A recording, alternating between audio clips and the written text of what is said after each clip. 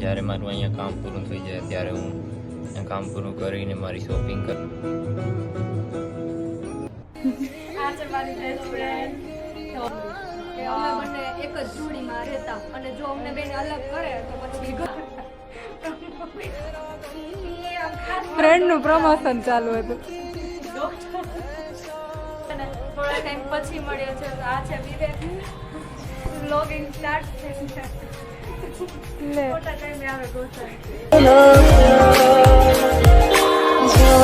ટૂંકમાં કહીએ તો સ્ટોરી હતી, બાકી લોંગ કરીએ તો તમારે પૂરી જ ના થાય એવી સ્ટોરી હતી. અને માંડવીના તો જો અહીંયા જલપાબેન છે. Hello everyone, welcome back to our new vlog. કેમ છો તમે બધા? આઈ હોપ કે તમે બધા મજામાં હશો. હું પણ એકદમ મજામાં છું. તો અત્યારે વાગ્યા છે 2 અને આપણે અત્યારે વ્લોગ સ્ટાર્ટ કર્યો છે અને મસ્ત રેડી થઈ ગઈ છું. અને વંશ ને મારા મમ્મી ને બધા સૂતા છે અત્યારે. ને હવે આપણે કંઈક મસ્ત ક્રિએટિવિટી કરશું, કેમ કે હમણાં 2-3 દિવસથી મહેંદી કરવાનું પણ મન થાય છે. તો ચાલો આપણે મહેંદી કરશું. ફ્રી છે તો શું કંઈક કરવું તો ખરી. એટલે હજી સુધીમાં મારી ચેનલ કોઈ સબસ્ક્રાઈબ ના કરી હોય તો પ્લીઝ જઈને પહેલાં મારી ચેનલને સબસ્ક્રાઈબ કરજો અને આવો નવો પ્રેમ અને સપોર્ટ દેતા રહેજો. તો ચાલો હવે આપણે મળશું થોડી વારમાં. ત્યાં સુધી બાય બાય ગાઈઝ. તો આપણે છે ને હવે નાની એવી મહેંદી મેં ગોતી લીધી છે. આવી મહેંદી અત્યારે કરશું આપણે, ફ્રી છીએ તો. અને મહેંદી કરી લઈએ પછી આપણે રામને પણ વિડીયો કોલ કરશું, કેમ કે આજે એને રજા છે. તો ચાલો આપણે મહેંદી કરી લઈએ મસ્ત ને.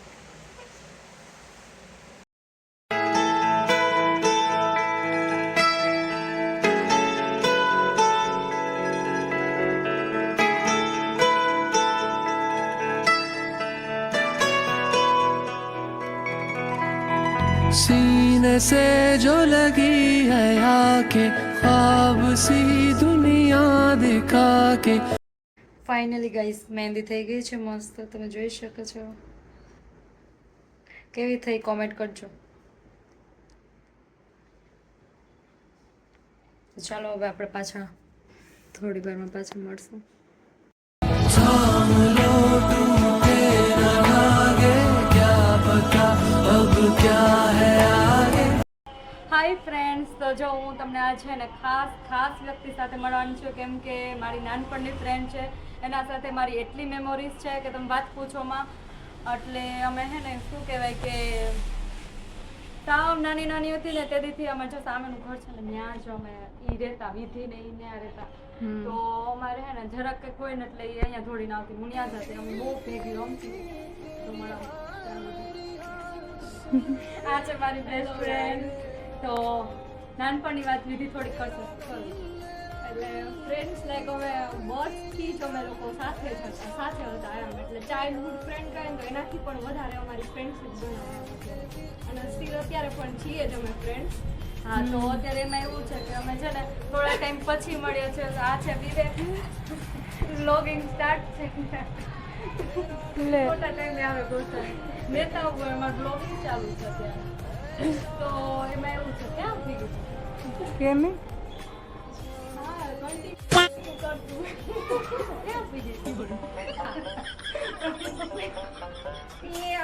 ફ્રેન્ડ નું પ્રમોશન ચાલુ હતું.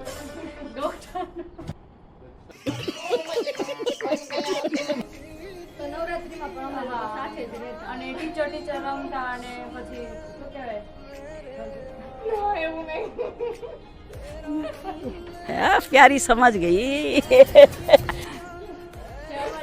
સાડી પહેરીને બહુ રમતી. સાડી પહેરીને જાતી ને રમતી ને કેવી સાડી પહેરીને બહુ રમતી અને ઘર બનાવતી ને ઘર પાડી અમારા છે ને ફોટોસ છે થોડા ઘણા, એવું તમારે બધા શેર કરીશ ને બીજું તો શું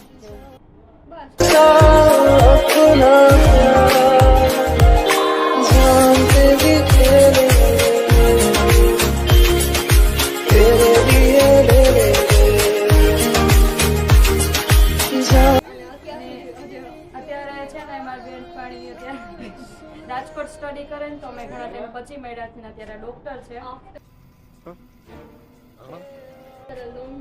હા, અને આને છે ને બુક પણ લખી છે, પોઝિટિવિટી પ્લસ મેડિટેશન ઉપર બુક લખેલી છે, જેનું નામ છે વિચારવાનું છે તે વિચારવાનું.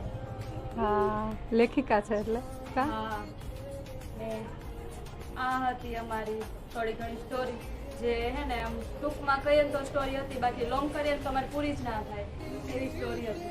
અને જ્યારે પણ મળીએ ત્યારે અમે જૂની મેમરીઝ યાદ કરીએ. હા હવે એના જોડે વાત કરવું બહુ ગમે. આ છે વિવેક. જે જે અમારો ચાઇલ્ડહુડ બેસ્ટ જે પેલો મોટો થઈ ગયેલો એ તો મોટું છુપાવે. આનો તો પહેલેથી ડોક્ટર થવાનો હતો, જો એ ડોક્ટર બની ગઈ. મારે પહેલેથી બહાર જવાનું હતું વિદેશમાં, તો મારો ગોલ પણ પૂરો થયો, બેયના ગોલ પૂરા થયા. નવરાત્રીની એક મેમરીઝ છે કે અમે હા. બંને એક જ જોડીમાં રહેતા અને જો અમને જોડીમાંથી અલગ કરી દીધા. વળી અહીંથી મમ્મીઓ જાય એવા કે ભાઈ આને બેયની એક જોડી રાખજો. અને અત્યારે તો તૈયારી ભેગી જ થતી, મનીષાબેન રેડી કરી દેતા ત્રણેયને. ત્રણેયને એમાં જો જલપાને બહુ મસ્ત વ્યવસ્થિત તૈયાર કરે તો હું વિધિ રીસાઈ જાય. વિધિને મસ્ત કરે તો મને એમ થાય કે મને પહેલા રેડી કરો, મને ક્યાંથી રેડી થઈ હવે કરતી હા બે.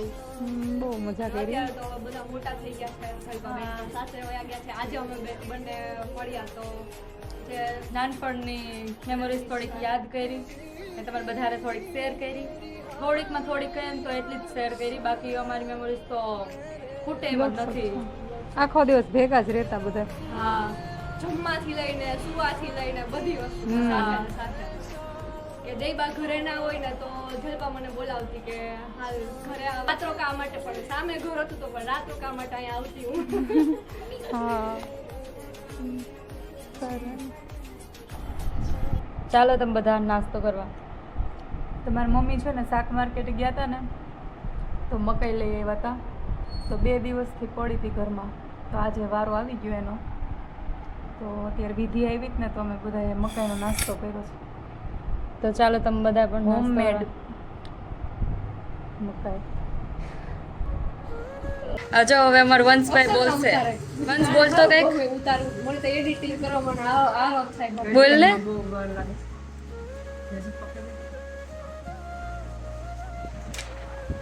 તમે જોઈ શકો છો વંશને ખાવી છે, બટ આપીને બેઠો છે અહીંયા.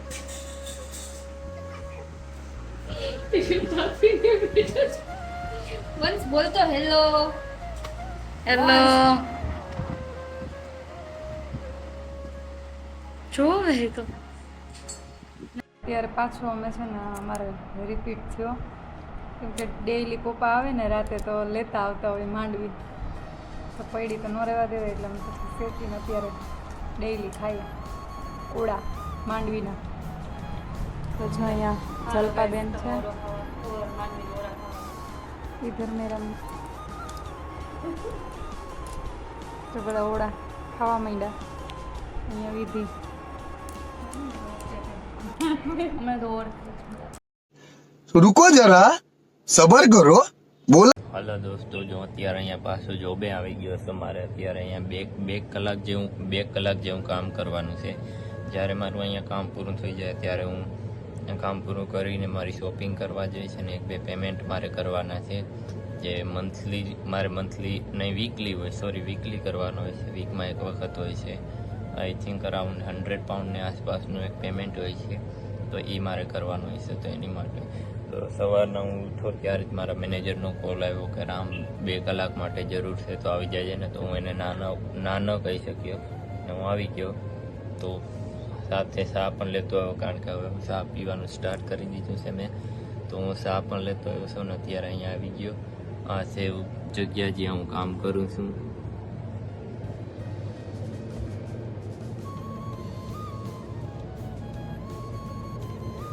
તો આજે અહીંયા હું અત્યારે 2 કલાક જેવું કામ કરીશ. અત્યારે અહીંયાના યુકેના ટાઈમ પ્રમાણે જોઈએ તો વાગ્યા છે 1:16. તો આજે મારું બધું કામ પૂરું કરીશ. આજે મારે લોન્ડ્રી કરવાની છે તો હું લોન્ડ્રી કરી લઈશ. રૂમની સફાઈ કરવાની છે, થોડુંક રૂમમાં રીઅરેન્જમેન્ટ કરવાનું છે, અને વિચારું છું કે હવે નવો બેડ પણ લેવો છે મારા રૂમમાં, કારણ કે મારો બેડ એ બહુ જૂનો છે ને એમાંથી અવાજ પણ બહુ આવે છે થોડો ઘણો. તેની લીધે શું કહેવાય, કમર અને ગરદનના પાછળના ભાગમાં દુખાવો પણ થાય છે. તો હવે જોયું જાય, હવે ચેન્જ કરાવી લઈશ. ઓનરને કહીશ જ્યાં હું રહું છું એને એ ચેન્જ કરી આપશે, તો નકમ મારી રીતના મારો પોતાનો લઈ લે. અહીંયા એર મેટ્રેસ બહુ સારા આવે તો મને એર મેટ્રેસ પસંદ છે અથવા તો વોટર મેટ્રેસ લે. તો ચલો ત્યાં સુધી વિડીયો બનાવી રહેજો. Thank you.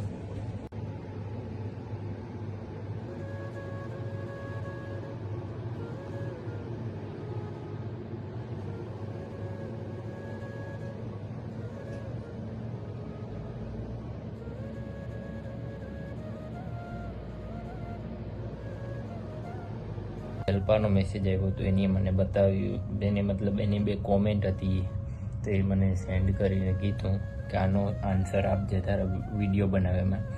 તો પહેલો હતો ક્વેશ્ચન એ એવો હતો કે હું જોબ કરું તો હું આની પહેલાં એક કેમિસ્ટ્રીનું શું કહેવાય કેમિકલની કંપની હોય એમાં છું, જ્યાં મારું કામ એવું હોય છે કે હું એજ એન ઇન્ટર્ન હતો તો હું વર્ક ફ્રોમ હોમ પણ કરી શકું અને મારે કંપનીમાં જવું હોય તો ત્યાં પણ જઈ શકું. તો ત્યાં મેં ઇન્ટર્નશીપ હતી જે હાલમાં મેં કમ્પ્લીટ કરી. હું અત્યારે એક ન્યૂઝ એજન્સીમાં જાઉં છું જ્યાં મારું કામ છે આસિસ્ટન્ટ મેનેજરનું. તો હું આસિસ્ટન્ટ મેનેજર છું અને આફ્ટરનૂનની જે મારી પાર્ટ ટાઈમ જોબ છે એમાં જાઉં છું ટેકઅવે, મતલબ કે હું પિઝા શોપમાં જાઉં છું જેને અહીંયા ટેકઅવે કહેવામાં આવે છે, કે જ્યાં પિઝા, બર્ગર, કબાબ, ચિપ્સ એ બધી વસ્તુ જળતી હોય છે. તો ત્યાં છું અને આ મારી જોબ છે. હવે કોઈ બીજા ભાઈનો ક્વેશ્ચન હતો કે આપણે યુકેની વિઝિટ વિઝા, તો યુકેની વિઝિટ વિઝાનો મને કંઈ આઈ થિંક બહુ પાકો આઈડિયો નથી, પણ એમાં એવું હોય છે કે એક 6 મહિનાની વિઝા હોય છે, એક 2 વર્ષની હોય છે, એક આઈ થિંક 5 વર્ષની વિઝા હોય છે અને એક 10 વર્ષની હોય છે. તો એમાં એવું હોય છે કે તમારે સૌથી પહેલા સ્ટેપ માટે એપ્લાય કરવાનું હોય છે, કારણ કે આપણે 10 વર્ષની વિઝા માટે એપ્લાય ન કરી શકીએ. જો તમારી પાસે કોઈ મોટો બિઝનેસ હોય ને એને લગતું કામ હોય તો તમે 10 વર્ષના મલ્ટિપલ વિઝા માટે એપ્લાય કરો ને ઇઝીલી મળી જાય છે. ને યુકેની અંદર વિઝિટ વિઝામાં એવું છે કે તમારું એજ ફેક્ટર બહુ જરૂરી હોય છે. તમારા આઈટી રિટર્ન્સ, તમારા બેંક સ્ટેટમેન્ટ આ લોકો બધા ક્લોઝલી ઓબ્ઝર્વ કરતા હોય છે, કારણ કે ઘણા લોકો આ કન્ટ્રીની અંદર વિઝિટ વિઝામાં આવે છે. વિઝિટ વિઝામાં આવી ગયા પછી અહીંયા પોતાને ઇનલીગલ જાહેર કરી દે છે, કારણ કે યુકેનો એક રૂલ એવો છે કે તમે આ કન્ટ્રીની અંદર આવો અને 20 વર્ષ રહી લ્યો, મતલબ તમારી પાસે કોઈ વિઝા હોય, આવી ગયા વિઝા પૂરી થઈ ગઈ ને 20 વર્ષ રહી લ્યો ને એટલે તમને આ દેશ નાગરિકતા આપી દે છે, PR આપી દે છે, ઇન્ડેફિનેટ ટુ લીવ આપી દે છે 20 વર્ષમાં. પણ એનું એક એ છે કે તમારે 20 વર્ષની અંદર તમારી ઉપર કોઈ પણ પ્રકારનો કેસ થવો ન જોઈએ. તો એ તો બહુ હાર્ડ હોય છે કે 20 વર્ષ સુધી તમે તમારી કન્ટ્રીની અંદર પાછા જઈ ન શકો, તો તમને એ નાગરિકતા આપી દેવામાં આવે છે. પણ એવું કંઈ ન કરાય. તો ને મેઇન પ્રશ્ન પર આવીએ તો જો 2 મહિનાની અપ્લાય કરો તો આઈ થિંક 20,000 થી 30,000 રૂપિયાનો ખર્ચો આવે છે અને બાકી ડોક્યુમેન્ટને ગણી લ્યો તો 50,000 જેવું થઈ જાય છે. પછી આવે છે 2 વર્ષની 6 મહિના માટે 50,000ની આસપાસ ખર્ચો આવે છે. પછીની જે છે બીજી કેટેગરી આવે છે જે હોય છે 2 વર્ષની, એમાં 1,20,000 30,000નો ખર્ચો આવે છે. અને ચોથીના જે મેઇન હોય છે મલ્ટિપલ એન્ટ્રી વિઝા, જે મતલબ 10 વર્ષના હોય છે, જેમાં તમારે 6 મહિના પછી કન્ટ્રીને બહાર થવું પડે છે. 1 દિવસ માટે થાવ કે 10 દિવસ માટે થાવ, તમારે બહાર થવું પડે 6 મહિને ને 6 મહિને.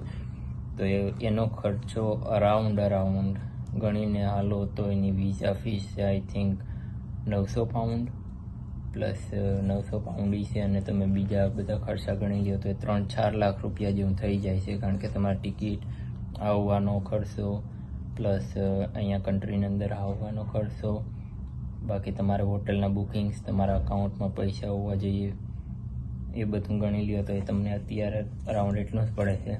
તો આ છે તમારા પ્રશ્નનો જવાબ. Thank you. આ વિડીયો હું અહીંયા જ પૂરો કરીશ. આઈ હોપ કે તમને આ વિડીયો ગમ્યો હશે. ગમે તો લાઇક, શેર અને સબસ્ક્રાઈબ કરજો. તો હવે આપણે મળશું નેક્સ્ટ વિડીયોમાં. ત્યાં સુધી bye bye, C you, take care, જય માતાજી.